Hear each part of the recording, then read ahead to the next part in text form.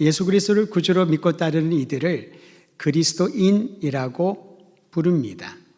성경에 의하면 그리스도인이란 호칭이 처음 나타난 곳은 이스라엘 북쪽에 위치한 안디옥이라고 하는 곳에서였습니다.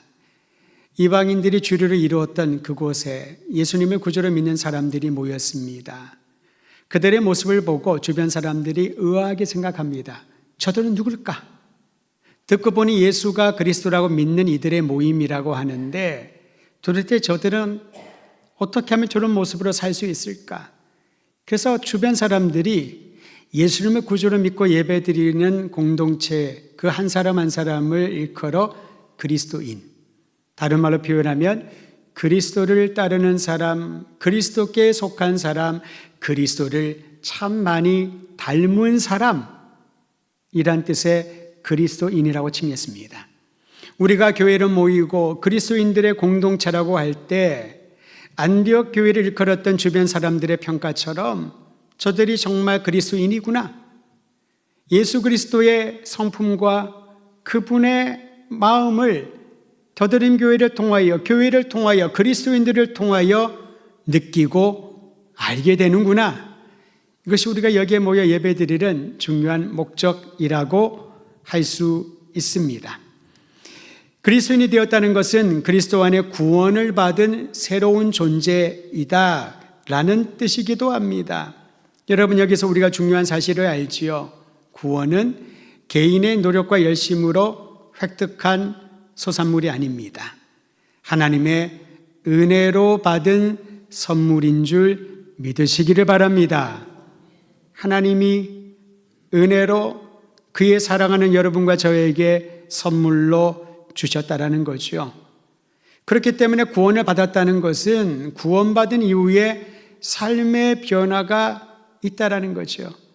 내가 평생 갖고 싶은 선물을 받으면 여러분 일단 마음이 달라지고 그 선물을 어떻게 활용을 할까 계획을 세우게 되고요. 그 선물을 활용을 하면서 또 다른 사람들에게도 자랑하고 싶은 생각이 듭니다. 하나님이 우리에게 구원의 선물을 주셨다면은 그 구원받은 합당한 변화와 열매가 있어야 한다라는 거죠. 하나님은 우리가 명목상 구원받은 상태에 정체되어 있기를 원하지 않으십니다. 그런데 여러분, 구원받은 후에도 여전히 이전의 생활 방식과 사고 방식으로 사는 경우가 빈번합니다. 구원에 관한 지식은 있습니다. 들은 게 많다 보니까 얘기하고 싶은 내용도 참 많이 있습니다. 하지만 어느 누구도 구원받고 난 이후에 삶이 달라지지 않는다면 무슨 의미가 있겠습니까? 그래서 바울은 그리스도인들이 두렵고 떨리는 마음으로 해야 될 일이 있다라고 강조하고 있습니다. 그게 뭘까요? 빌립보서 2장 12절에 그 내용이 기록되어 있습니다. 12절 같이 있습니다. 시작. 그러므로 사랑하는 자들아, 너희가 나 있을 때뿐 아니라 더욱 지금 나 없을 때에도 항상 복종하여 두렵고 떨림으로 너희 구원을 이루라. 두렵고 떨림으로 너희 구원을 이루라. 구원은 하나님이 주신, 은혜로 주신 선물이라고 하였는데 바울은 왜 이렇게 표현했을까요? 두렵고 떨림으로 너희 구원을 이루라. 그 말은 우리가 노력을 하면 구원을 얻는다는 게 아니라고 했습니다. 우리가 공적을 쌓아야지만 하나님이 가히 여기셔서 구원을 선물로 주시는 것도 아닙니다. 은혜로 주신 겁니다. 우리를 사랑하시기에 그 사랑이 얼마나 큰지 독생자의 목숨을 내어주길 정도로 우리를 구원하신 하나님의 사랑.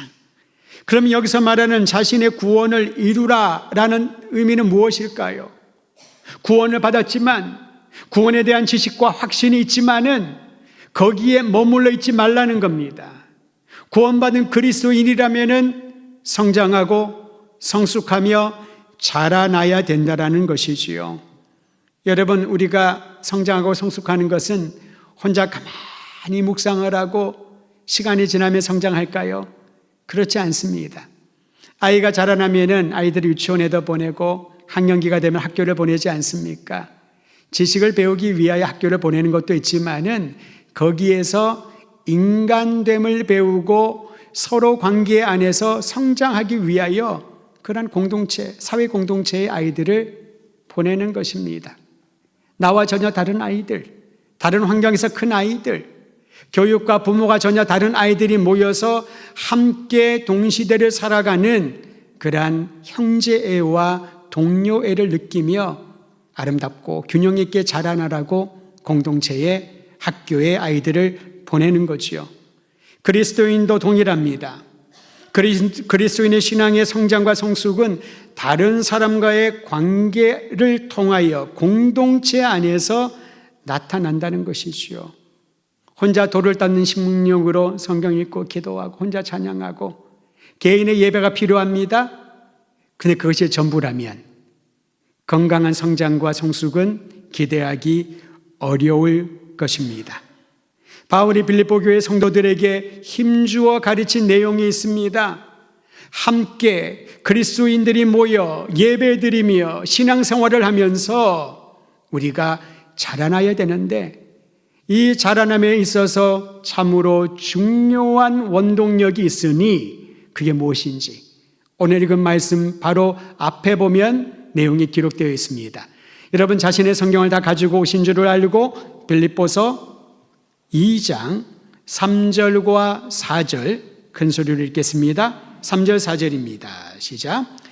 아무 일든지 다툼이나 허영으로 하지 말고 오직 겸손한 마음으로 각각 자기보다 남을 낮게 여기고 각각 자기 일을 돌볼 뿐더러 또한 각각 다른 사람들의 일을 돌보아 나의 기쁨을 충만하게 하라. 아멘. 제가 대학교 1학년에 들어갔을 때 청년부 모임을 했습니다. 선배 한 분이 지금 잠실교회 장로님이 되셨는데 CCC에서 훈련을 받으시면서 성경 암송을 참 많이 하셨어요. 근데 이 구절을 암송하면서 저에게 광호야, 이 성경 구절 중요한데 꼭 기억할 때 네 다리를 2번 치면서 외워라. 한번 보셔요. 아무 일이든지 다툼이나 허영으로 하지 말고 오직 겸손한 마음으로 다리를 치는 거죠. 각각 다리를 치고 자기보다 남을 낮게 여기고 각각 자기 일을 돌볼 뿐 아니라 또한 각각 다른 사람들의 일을 돌보아 나의 기쁨을 충만하게 하라.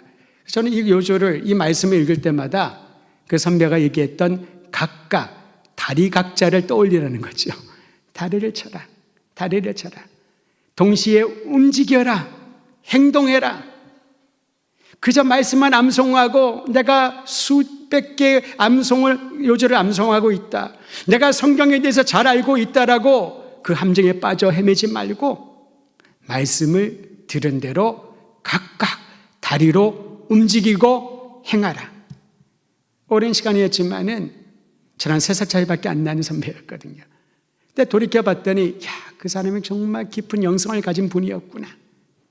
하나님의 말씀을 그저 머리에 가슴에 새기는 것을 끝나지 않고 삶으로 행동으로 보여주라는 겁니다. 우리가 그리스도인을 성장하기 위하여 보여줄 행동이 어디에 있습니까? 한번 따라 하시지요. 오직 겸손한 마음으로. 이게 동력이라는 거죠. 영양분이라는 겁니다. 예수님을 바라보면은 사람들마다 다양한 생각이 들 겁니다. 자애로우시고 능력이 있으시고 참 따뜻하고 우리에게 가장 좋은 것을 주신 귀한 주님 구세주로. 근데 여러분 예수님을 생각할 때 가장 우리의 마음 깊은 곳 가운데 주는 감동이 있다면은 겸손의 정도를 보여주신 예수님. 하나님이신 그분이 인간의 육신을 입고 이 땅에 오셔서 가장 비천한 곳에 태어나셔서 사람들의 눈길 하나 주지 않는 나사렛 촌동네에서 성장하면서 예루살렘이 아닌 갈릴리 지역을 중심으로 하나님 나라를 선포하고 가르치셨습니다. 많은 사람들이 모여들어서 당신은 메시아임에 틀림없습니다. 그러나 주님은 사람들의 소리와 칭송에 현혹되거나 그 말에 흔들리지 않으셨습니다. 40일 동안 광야에서 줄이신 후에 마귀로부터 시험을 당할 때도 명예에 관한 시험 아니겠습니까? 그런데 세상의 모든 욕망에 관한 시험을 예수님께서는 말씀으로 물리치셨는데 그 말씀으로 물리치실 때 겸손한 마음을 우리가 느낄 수 있게 된다는 것이지요. 예수님처럼 우리가 주님을 따르는 그리스도인이라면은 오직 겸손한 마음으로 다른 사람들을 돌보고 겸손한 마음으로 다른 사람들을 나보다 존중하고 겸손한 마음으로 다른 사람들의 일을 돌아보아라. 그래야 무슨 일을 하든지 다툼이나 허영으로 하지 않을 것이다. 사람들이 모인 곳에는 시기와 질투, 비교와 경쟁이 항상 있습니다. 비교하게 되잖아요. 경쟁하게 되지 않습니까? 그러다가 시기하고 질투하는 마음이 생기게 됩니다. 이게 싫어서 나는 혼자 신앙생활 할래. 그러면 여러분, 작은 것을 위하여 가장 큰 것을 잃어버리게 되는 어리석은 행동을 하게 되는 것이지요. 아기를 목욕한 목욕물이 지저분하다고 목욕물만 버려야지 정신없이 아기까지 던져버리면 안 되지 않습니까? 사람이 모이는 곳에는 경쟁과 비교와 시기와 다툼과 허영심이 생깁니다. 과시하고 싶은 마음이 생기잖아요. 네가 뭔데? 나는 이 정도야. 나는 이 정도야. 어깨에 힘을 주고. 그러한 생각이 자연스럽게 생긴다는 겁니다. 어떻게 이것을 제어할 수 있을까? 그래야 그리스도를 닮은 그리스도의 사람으로 성장할 수가 있는데 오직 겸손한 마음으로 다른 사람을 존중하여라. 그러면 배려하게 된다는 거죠. 다른 사람이 보이지 않으면은 그 안에 교만이 있는 것입니다. 겸손이 있는 증거는 다른 사람이 내 눈에 보이는 겁니다. 그 사람의 상태가, 그 사람의 감정이, 그가 처한 상황이 보이는 거죠. 그래야 공감을 하죠. 한동안 공감이라는 주제로 많은 강의를 듣다 보니까 습관적으로 이런 얘기를 할 때가 있습니다. 그렇구나. 아유, 그렇구나. 근데 진심인 줄 알았는데 습관이에요. 무슨 말만 하지? 그렇구나. 그렇구나. 진정한 공감은 상대방이 느낄 때 공감이 되는 거죠. 여러분, 긍휼이란 단어를 자주 성경에서 발견할 겁니다. 긍휼이라고 하는 이 단어에는 깊은 속뜻이 있습니다. 함께 고통의 현장에 있다라는 거죠. 바울은 이것을 함께 울고 함께 웃는다라고 풀어서 설명을 했습니다. 함께 아파하고 함께 눈물 흘리고 함께 그 고통에 내가 동참하는 것, 이것이 긍휼입니다. 그러므로 우리가 하나님 우리를 긍휼히 여기소서, 나의 형편을 살피시고 긍휼을 베풀어 주시옵소서. 다른 말로 표현하면 하나님, 제가 아픕니다. 제가 고통스럽습니다. 제가 괴롭습니다. 나와 함께 하소서. 나의 흐르는 눈물을 닦아주시고 내 아픈 이 헌대를 주님이 어루만져 주소서. 이게 바로 긍휼입니다. 겸손한 마음, 그리스도의 마음을 품어야 긍휼과 존중과 배려가 일어나고, 존중과 배려와 긍휼이 있는 곳에 그리스도인들이 성장하며 성숙하는 열매가 있게 되는 줄 믿으시기를 바랍니다. 자신의 구원을 이루라는 이 요청을요, 신학적으로 한 단어로 딱 집어 얘기한다면은 성화라는 단어로 설명할 수 있습니다. 성화 아시죠? 그리스도 안에 의롭다 칭하는 것을 칭의라고 합니다. 하나님이 의롭다 칭하셨다. 그런데 이 성화는요, 칭의와 직접 연결이 되어 있습니다. 칭의가 기본적인 단계라면은 칭의에서 성화로 나아가야 되는데, 성화는요, 거룩하게 변화되는 삶의 과정을 뜻합니다. 칭의는요, 새로운 삶의 전환점입니다. 내가 예수를 구주로 믿고 난 이후에 예수님이 나의 주님이십니다. 나는 주님 안에 새로운 피조물이 되었습니다. 이제는 나를 위하여 살지 않고 주님을 위하여 살겠습니다. 주의 명령에 순종하며 헌신하겠습니다. 이게 칭의를 경험한 이들의 결단이라면, 성화는요, 그 삶의 과정 전체를 말하는 것입니다.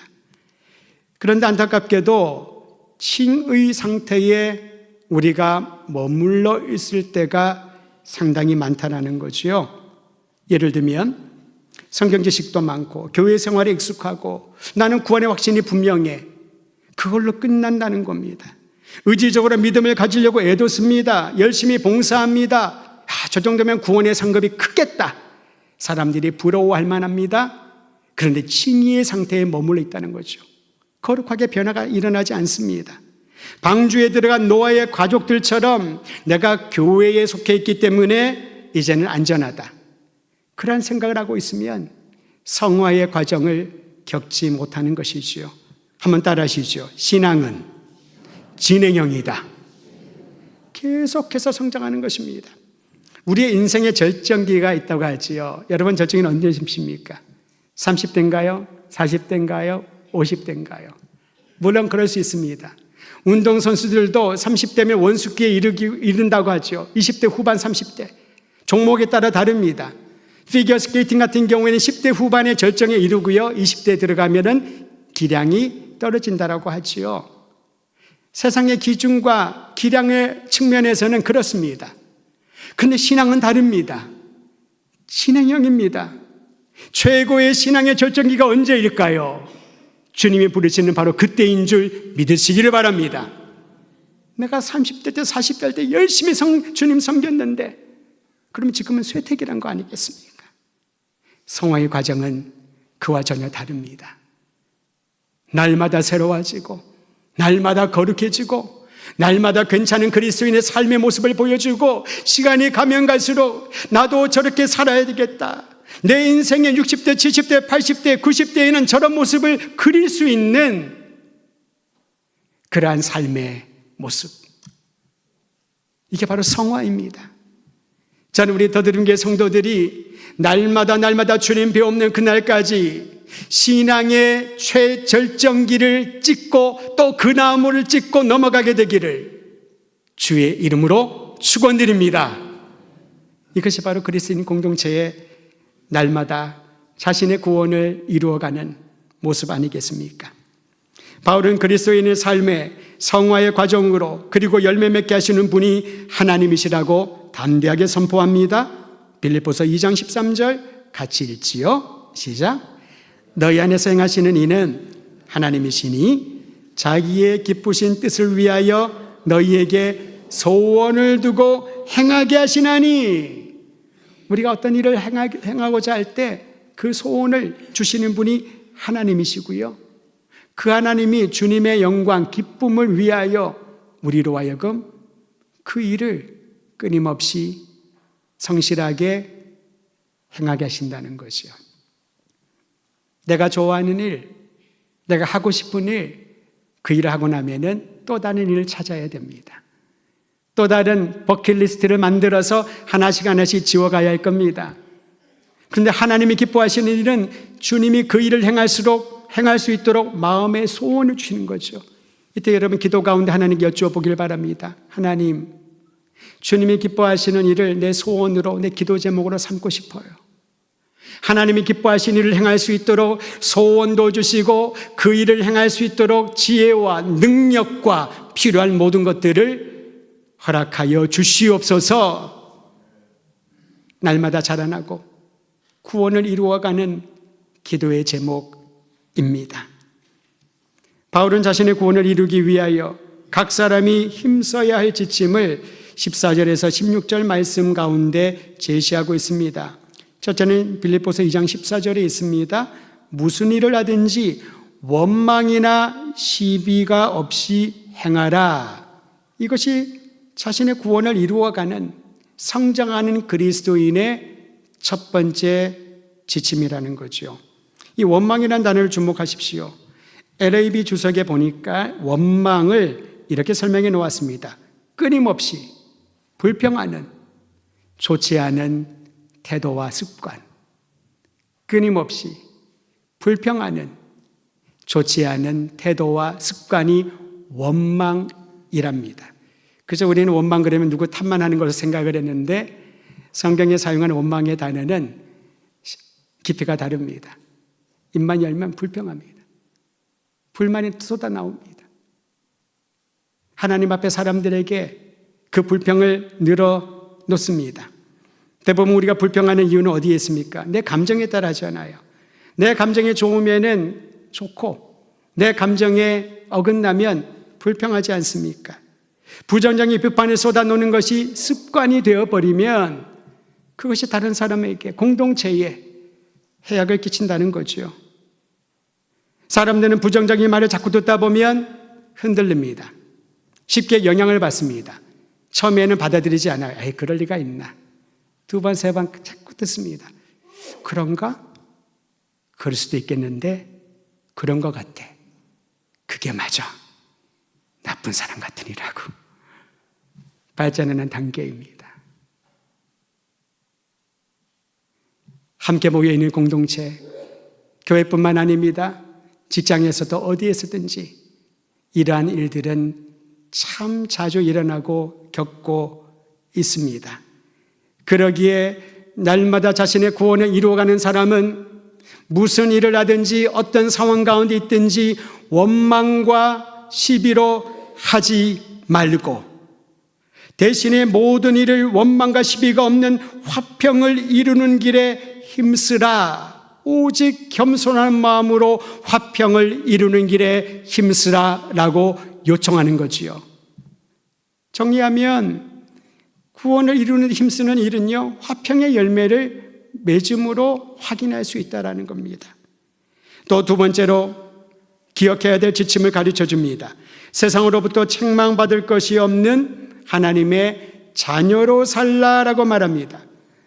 바울은 이 세상의 특성을 뒤틀리고 타락한 세대라고 말합니다. 여러분, 틀이 꼬여 있으면은, 어그러져 있으면은 참 좋은 것을 넣어도 그 틀의 모양에 따라 물품이 나옵니다. 틀이 깨끗하고 틀이 예뻐야 되지요. 거기에 좋은 내용을 담으면 좋은 것이 나오고 아름다운 모습이 나올 겁니다. 이 세상에 뒤틀린 상태에 있기 때문에 아무리 좋은 말씀을 들어도 하나님의 성령으로 다 자극한다 하더라도 왜곡되고 잘못된 것들로 나온다는 것이지요. 죄로 오염되고 삐뚤어지고 망가진 세대 가운데 하나님의 자녀에게 주신 사명이 있습니다. 그 사명은요, 그것도 따라 하실까요? 세상을 밝히는 빛이 되라. 세상을 밝히는 빛이 되라고 하는 것은 세상이 어둡다는 거죠. 마음이 어두운 곳에, 삶이 어두운 환경에, 절망과 부정과 안 된다는 것만 가득 차 있는 이 세상에 된다라고, 하나님이 행하시면은 일어날 것이라고 하는 빛의 역할을 감당하라라는 것입니다. 근데 빛의 역할을 오늘 말씀은 조금 더 첨언하여 설명을 합니다. 흠이 없고 순결한 하나님의 자녀로 빛을 발하라. 흠이 없고 순결한. 여러분, 이것은 도덕적으로 완벽하라라는 말이 아닙니다. 세상에 완벽한 사람이 어디에 있겠습니까? 흠이 많고 불결한 것이 우리의 현실 아니겠습니까? 그러나 하나님이 그리스도 안에서 우리를 구원하시고 성령의 능력으로 우리를 새롭게 정화시켰다는 것은 순결하고 흠이 없는 사람으로 살아갈 수 있는 희망을 더하여 주신 거지요. 그래야 세상이 교회에, 그리스도인에게 매력을 느끼고 감동을 받게 되는 것 아니겠습니까? 사실 사람은 조금만 노력해도 선한 사람으로 위장하는 능력이 탁월합니다. 그런 이들이 이렇게 표현하죠. 뭐만 척한다, 거룩한 척한다, 아는 척한다, 착한 척한다. 예수님은 척한다라고 이렇게 애둘러 말하지 않으셨습니다. 직접적으로 얘기를 합니다. 겉모습만 아름답고 멋있게 치장하는 바리새인들을 향하여 회철한 무덤과 같다고 책망하셨습니다. 오늘날의 교회가 내가 하나님 앞에서 동일한 책망을 받는 것은 아닌지, 겉으로는 주여 주여 주의 이름을 부르고 나에게 주어진 이 아름다운 옷을 입고 있지만은 그러나 그 속이 흠이 없고 순결하고 하나님의 영광의 빛을 드러내는 일에 집중하지 않고 다른 것들로 뒤틀려 있다면은 하나님 앞에 새로운 힘과 용기를 얻어야 할 때가 바로 지금일 것입니다. 그러기에 세 번째로 16절에 보니 생명의 말씀을 붙들고 세상 안에 들어가 선한 영향력을 발하라고 말씀하고 있습니다. 우리 함께 16절 말씀 큰 소리로 읽지요. 시작. 세상 생명의 말씀을 밝혀 나의 다름질이 헛되지 아니하고 수고도 헛되지 아니하므로 그리스도의 날에 내가 자랑할 것이 있게 하려 함이라. 여러분, 여기서 생명의 말씀을 밝혀란 것은요, 굳게 붙들어라 라는 뜻입니다. 생명의 말씀을 굳게 붙들어야 흠이 없고 순결한 삶을 향하여 나가게 된다. 생명의 말씀을 굳건히 붙들어야 무슨 일을 하든지 원망과 시비로 행하지 아니할 것이다. 생명의 말씀을 굳건히 붙들어야 너희의 수고가 헛되지 아니하고 세상에 선한 영향력을 끼치게 될 것이다. 내 안에 선한 게 하나도 없는데, 내 안에 내세울 것이 하나도 없는데 어떻게 이 말씀을 아멘으로 받아들일 수 있을까요? 생명의 말씀이신 그리스도 예수 안에 붙들림 받되면, 생명의 말씀이 내 안에 충만히 채워지면은 상한 마음이 치유되고 연약한 마음들이 새로워지고 뒤틀리는 모든 틀들이 아름답게 회복되며 거룩하고 선한 영향력을 끼치는 그리스도인, 자신의 구원에 힘쓰고 열매를 맺는 그리스도인이 된다라는 말씀인 것이지요. 그러므로 성도 여러분, 무슨 일을 하든지 그 일을 하기 전에 또한 그 일을 하면서 수시로 자신에게 질문하기를 바랍니다. 나의 마음과 동기와 생각이, 행동이 하나님의 뜻에 적합한가? 내가 하는 말을, 나의 이 행실을 하나님께서 좋아하시고 칭찬하실까?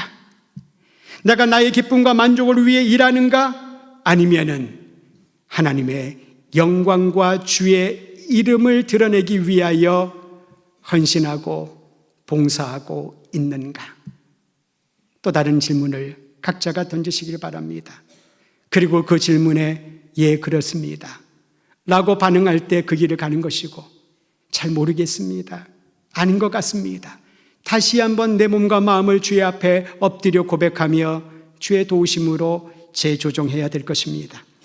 그리스도를 영접하고 구원받았다는 이 사실은 여러분, 개인의 영역에만 속하지 않습니다.